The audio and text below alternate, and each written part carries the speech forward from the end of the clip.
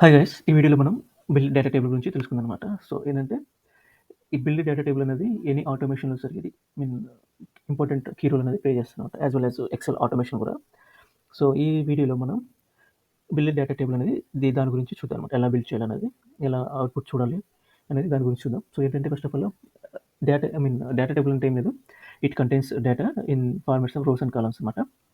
So, చూద్దాం definition ఒకసారి. So, data is a very integral part of any process and it isn't any different for the Uipath automation. In most data-driven process, we are either reading data and modifying data. ఏం లేదు ఇక్కడ ఈ data ఉంటుంది కదా, ఈ data అనేది any business ప్రాసెస్లో సరికి దాన్ని రీడ్ చేయడం కానీ, దాన్ని మాడిఫై చేయడం కానీ, అనేది రిపోర్ట్స్ జనరేట్ చేయడం కానీ ఇలాంటివి అనేది ఇలాంటి ప్రాసెస్లో మనం చేస్తూ ఉంటాం అనమాట. సో ఏంటంటే ఈ డేటా టేబుల్ అనేది data table is the type of variable that can be stored data as a simple spreadsheet with rows and columns. ఏం లేదు ఇక్కడ ఏం చెప్తున్నా అంటే డేటా టేబుల్ అనేది స్ప్రెడ్షీట్ చూసాం కదా, మనకు తెలుసు కదా, స్ప్రెడ్షీట్లో రోస్ అండ్ కాలమ్స్లో ఎలాగ డేటా స్టోర్ చేస్తున్నాం, అలానే డేటా టేబుల్ అనే ఒక వేరియబుల్లో ఈ యొక్క డేటాని రోస్లో కాలమ్స్లో స్టోర్ చేస్తామని చెప్తున్నాను అనమాట. సో మనం ఇప్పుడు ప్రాక్టికల్గా చూద్దాం సరే. ఇక్కడ నేను ఏం చేస్తున్నా అంటే యాక్టివిటీస్లోకి వెళ్ళి బిల్డ్ డేటా టేబుల్ అని చెప్పేసి టైప్ చేస్తున్నాను. డబుల్ క్లిక్ ఇవ్వగానే ఇక్కడ మనకి బిల్డ్ డేటా టేబుల్ అనేది యాడ్ అవుతుంది యాక్టివిటీ. సో నెక్స్ట్ ఏంటంటే ఈ బిల్డ్ డేటా టేబుల్లో ప్రాపర్టీస్కి వెళ్ళి చూద్దాం. ప్రాపర్టీస్లో ఏమున్నాయంటే ఇక్కడ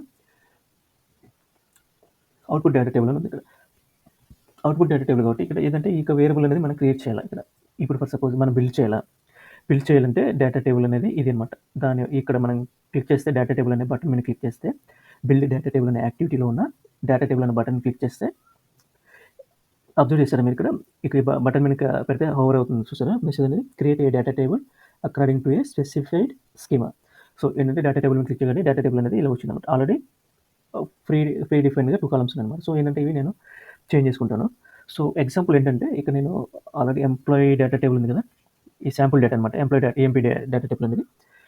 సో నేనేం చేస్తాను అంటే ఈ కాలమ్స్ని ఇవి ఎంప్లాయీ నెంబర్, ఈ నేమ్, జాబ్, ఈ కాలమ్స్ని ఒక 3 అనేది యాడ్ చేస్తాను అనమాట. సో ఎంప్లాయీ నెంబర్ ఈ కాలం ఉన్న దగ్గర నేను ఏం చేస్తున్నాను అంటే ఎంప్లాయీ నెంబర్ అనేది చేశాను. ఎంప్లాయీ నెంబర్ అనేది ఏమవుతుంది, నెంబర్ అవుతుంది. సో ఇంటీజర్ అనేది నేను డేటా టైప్ కింద తీసుకుంటాను. డేటా టైప్ కూడా ఇంటీజర్ తీసుకోవాలి. Data type has change all data from this column will be last. Okay, problem లేదు. ఆటో ఇంక్రిమెంట్ అవసరం లేదు, నన్ను అలో చేస్తున్నా మన ఇష్టం ఉంటుంది. యాజ్ పర్ అవర్ రిక్వైర్మెంట్ అలో చేయొచ్చు అనుకుంటే టిక్ ఇవ్వచ్చు. నేను ఇక్కడ అలో చేయకూడదు, సో టిక్ ఇవ్వట్లేదు అనమాట. ఈ నిక్కిగా ఉండాలి, సో టిక్ ఇస్తున్నాను. ఎందుకంటే ఎంప్లాయీ నెంబర్స్ అనేది ఎప్పుడైనా డూప్లికేట్స్ అవ్వకూడదు. ఒకరికి ఇచ్చిన నెంబర్ ఒక్కొక్కరికి అజెంట్ చేయకూడదు ఎంప్లాయీ నెంబర్స్ అనేది. సో ఓకే, ఎంప్లాయీ నెంబర్ అయిపోయింది. తర్వాత నెక్స్ట్ వచ్చేసరికి ఈ నేమ్, ఎంప్లాయీ నేమ్.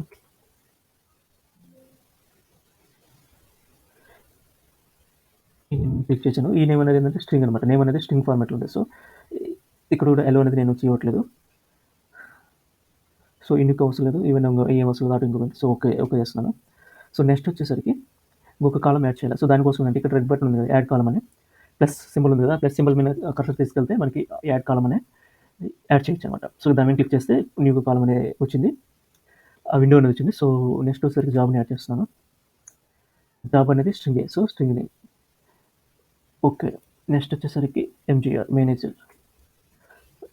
క్లిక్ ఆ plus button and new column window అనేది ఓపెన్ అవుతుంది. ఓపెన్ అయిన తర్వాత మేనేజర్ అంటే అది కూడా స్ట్రింగ్లో ఉంటుంది. సో ఈ మేనేజర్ని నల్లు కూడా ఉండొచ్చు, నల్లు కూడా ఛాన్సెస్ ఉంటాయి. సో ఓకే, హైర్ డేట్ని స్ట్రింగ్లోనే ఇస్తున్నాను. I don't want any null values. So uncheck చేశాను అది. ఈ శాలరీ అనేది ఏంటంటే డబుల్ అనమాట, ఎందుకంటే ఇంటీజర్ కదా, మామూలు పైసలు కూడా క్యాలిక్యులేట్ అవుతుంది కాబట్టి. సో దానికోసం బ్రౌజర్ టైప్స్కి వెళ్ళి డబుల్, సిస్టమ్ డాట్ డబుల్ అనమాట, SIS system DOUPL double select అయిపోయినాను. సో అంటే శాలరీ లేకుండా ఎంప్లాయీ ఉన్నాడు కాబట్టి సో అన్చెక్ చేశాను. సో ఇనికి అవసరం లేదు. సో శాలరీ కూడా అయిపోయింది. కమిషన్ డిపార్ట్మెంట్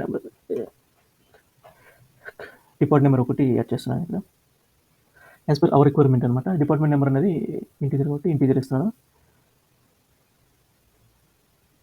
ఓకే, ఇదనమాట ఈ కాలమ్స్ అనమాట. సో ఏంటంటే నేను ఇక్కడ డేటా యాడ్ చేయాలి. ఫస్ట్ వచ్చరికి ఎంప్లాయ్మెంట్ నెంబరు. సో నేను ఏం చేస్తున్నాను, ఎంప్లాయీ నెంబర్ ఇచ్చాను. తర్వాత నేమ్ వచ్చరికి స్మిత్, జస్ట్ కాపీ పేస్ట్ అనమాట ఇక్కడ నుంచి. జాబ్ క్లర్క్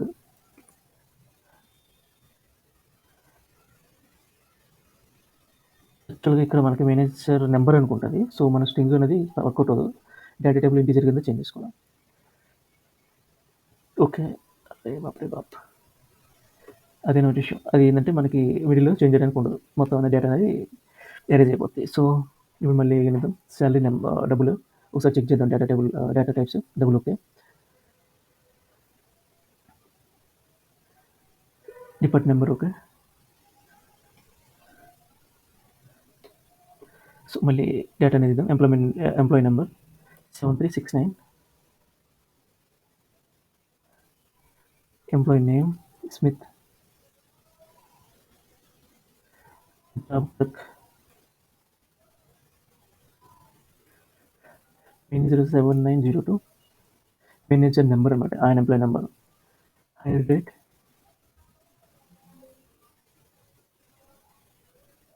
కాపీ పేస్ట్ చేయడమే ఇక్కడ ఏం లేదా హైర్ డేట్. మాన్యువల్‌గా మనం ఎగ్జాంపుల్ ఉంటే మాన్యువల్ కూడా మనం మనం ఇవ్వచ్చు అనమాట. సో, తర్వాత డిపార్ట్మెంట్ నెంబర్.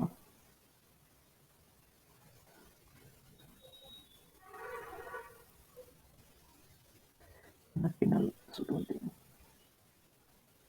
20 ఇస్తున్నాను.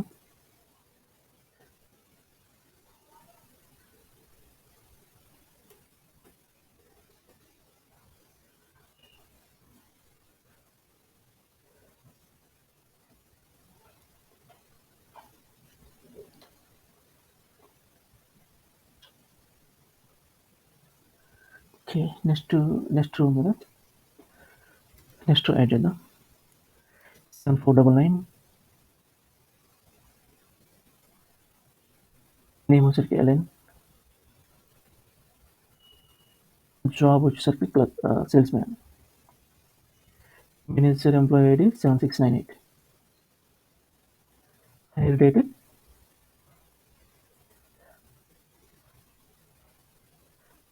సాలరీ. తర్వాత డిపార్ట్మెంట్ నెంబర్ 30.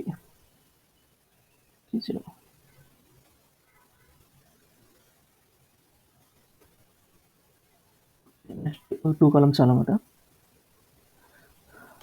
2 ఇనఫ్. సో, చూద్దాం. ఓకే కొడుతున్నాను. సో, ఇక్కడ మనం డేటా అనేది ఇచ్చేసాము.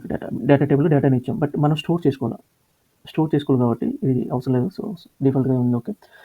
ఇక్కడ అవుట్‌పుట్ అనేది డేటా టేబుల్‌లో ఇచ్చిన డేటాని స్టోర్ చేసుకోవడం కోసం ఒక వేరియబుల్ అనేది ఇవ్వాలి. ఇక్కడ డేటా అంతా మొత్తం డేటా టేబుల్‌లో ఉంది. సో, ఆ డేటా టేబుల్ యొక్క వేరియబుల్ నేమ్ ఇక్కడ ఇవ్వాలి. కంట్రోల్‌కి నేనేం ఇస్తున్నానంటే ఈఎంపీ అని ఇస్తున్నాను. వేరియబుల్ నేమ్ where_emp_dt అని ఇస్తున్నాను. ఎంటర్. సో, ఇక్కడ చూద్దాం మనం వేరియబుల్ టైప్ ఏమొచ్చిందనేది.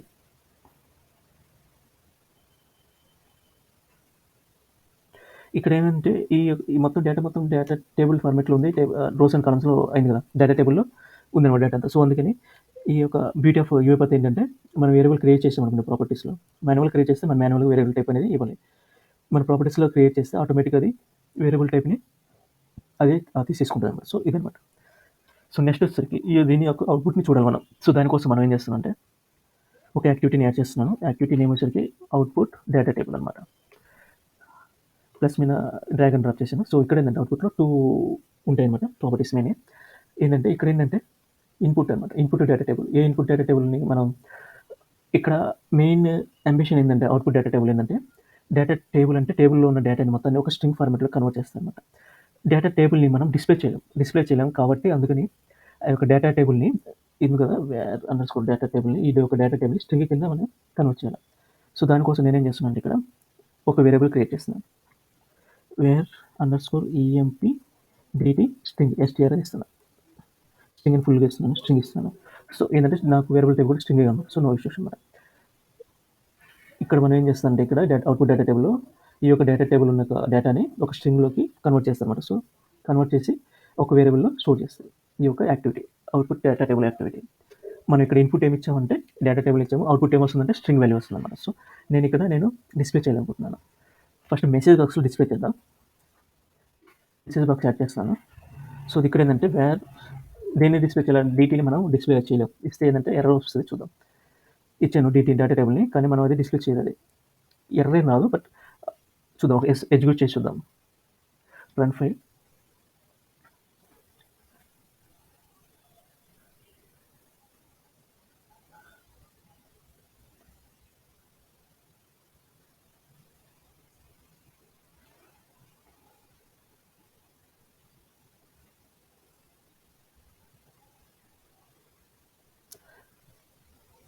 సో చూసారు కదా, టేబుల్ నేమ్ వచ్చింది, డేటా రాలే.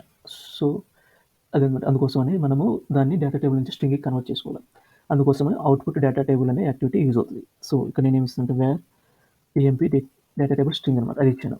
ఇచ్చేసాను. సో లాగ్ కూడా యాడ్ చేద్దాం ఇప్పుడు. ఎందుకంటే డేటా టేబుల్ క్లిక్ చేయగానే అది వెళ్ళిపోతుంది ఇంకా. సో మళ్ళీ ఏదైనా ఫర్దర్‌గా ఇన్వెస్టిగేషన్ చేయాలనుకుంటే లాగ్ అనేది యూస్‌ఫుల్ అవుతుందన్నమాట. సో వేర్ ఎంపీడీటీ స్ట్రింగ్.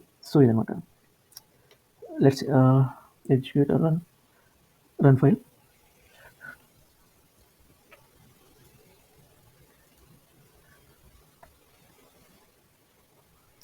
సో ఇది గైస్ మెసేజ్ బాక్స్ ఇలా డిస్ప్లే అయిందనమాట. Employee number, employee name, job, manager ID, hire date, salary, department number. So ఇది డేటా డిస్ప్లే అయింది. ఓకే కొట్టాను. మన లాగ్ కూడా పెట్టాం కాబట్టి లాగ్లో కూడా చూడొచ్చు. ఇక్కడ అవుట్పుట్లోకి వెళ్ళి క్లిక్ చేయగానే ఇక్కడ చూడండి, ఇక్కడ మనం 2 రోస్ని యాడ్ చేసాము. ఆ 2 రోస్ ఆఫ్ డేటా అనేది ఇక్కడ మనకి డిస్ప్లే అయిందనమాట. సో ఇది functionality of the data table అనమాట. సో డేటా టేబుల్ అనేది ఇలా వర్క్ అవుతుంది. సో మనం ఇక్కడ ఫస్ట్ నుంచి ఇక్కడ మనం ఏం చూసామంటే ఒక బిల్డ్ డేటా టేబుల్ అనే యాక్టివిటీని యాడ్ చేసాము. యాడ్ చేసిన తర్వాత డేటా టేబుల్ని క్లిక్ చేసాము. క్లిక్ చేస్తే విండో ఒకటి వస్తుంది అనమాట, డేటా టేబుల్ విండో. ఆ విండోలో మనకి ఏదైతే కాలమ్స్ కావాలనుకున్నామో ఆ కాలమ్స్ అన్నిటిని క్లిక్ చేస్తే కాలమ్స్ ఉన్నాయి కదా, ఇక్కడ కాలమ్స్, ఈ కాలమ్స్ అన్నిటి మనం మాన్యువల్గా యాడ్ చేసాం. యాడ్ చేయాలంటే ఇక్కడ ప్లస్ బటన్ ఉంది కదా, దాన్ని క్లిక్ చేస్తే కాలం అనేది, న్యూ కాలం అనేది వస్తుంది అనమాట. పాపప్ అంటే న్యూ విండో వస్తుంది. ఆ విండోలో మనం డీటెయిల్స్ అన్ని ఇస్తాం అనమాట యాజ్ పర్ అవర్ రిక్వైర్మెంట్ ప్రకారం. అయిన తర్వాత ఓకే క్లిక్ చేసిన తర్వాత ఇది అయిపోయింది. ఇది బిల్డ్ డేటా టేబుల్ యొక్క డేటా టేబుల్ క్రియేట్ చేసాం. సో ఆ క్రియేట్ చేసిన డేటాని ఒక వేరియబుల్లో స్టోర్ చేసుకోవాలి. స్టోర్ చేసుకోవాలంటే ఏంటంటే మనం ఆల్రెడీ డిస్కస్ చేసాం కదా, వేరియబుల్స్ అంటే ఏంటి, ఆర్గ్యుమెంట్స్ ఏంటి. వేరియబుల్స్ అంటే స్టోర్ చేసుకోవడానికి అనమాట దీన్ని. సో స్టోర్ చేసిన తర్వాత ఈ యొక్క అవుట్పుట్ ఉంది కదా, అవుట్పుట్లోకి వెళ్ళాలి ఆ డేటాని. సో అందుకోసం అవుట్పుట్లో ఒక వేరియబుల్ క్రియేట్ చేసిన టేబుల్ డేటా మొత్తాన్ని దాన్ని అవుట్పుట్ వేరియబుల్లో స్టోర్ చేసాం. ఆ స్టోర్ చేసిన వేరియబుల్ ఇక్కడ మనం డేటా టేబుల్ మనం డిస్ప్లే చేయడానికి ఛాన్స్ లేదన్నమాట. సో అందుకోసం అవుట్పుట్ డేటా టేబుల్ అనే యాక్టివిటీ ఉంది. ఆ యాక్టివిటీ ఏం చేస్తుందంటే డేటా టేబుల్ నుంచి స్ట్రింగ్కి కన్వర్ట్ చేస్తామన్నమాట. కన్వర్ట్ చేసి ఆ స్ట్రింగ్ని మనకి డిస్ప్లే చేస్తాం మెసేజ్ బాక్స్లో, లాగ్ బాక్స్లో. సో ఇదనమాట. సో యాక్టివిటీస్ పర్పస్ ఏంటంటే ఇక్కడ బిల్డ్ డేటా టేబుల్ అంటే డేటా టేబుల్ బిల్డ్ చేయడానికి, అవుట్పుట్ డేటా టేబుల్ అంటే ఈ అవుట్పుట్ డేటా టేబుల్ ఏం చేస్తుందంటే ఇన్పుట్గా డేటా టేబుల్ తీసుకుని అవుట్పుట్గా స్ట్రింగ్గా కన్వర్ట్ చేసి ఇస్తాయి. మెసేజ్ బాక్స్, లాగ్ బాక్స్ నుంచి మనకు తెలిసిందే డిస్ప్లే చేయడం కోసం. సో ఇది guys how to build data table అనేది. So thank you for watching this video.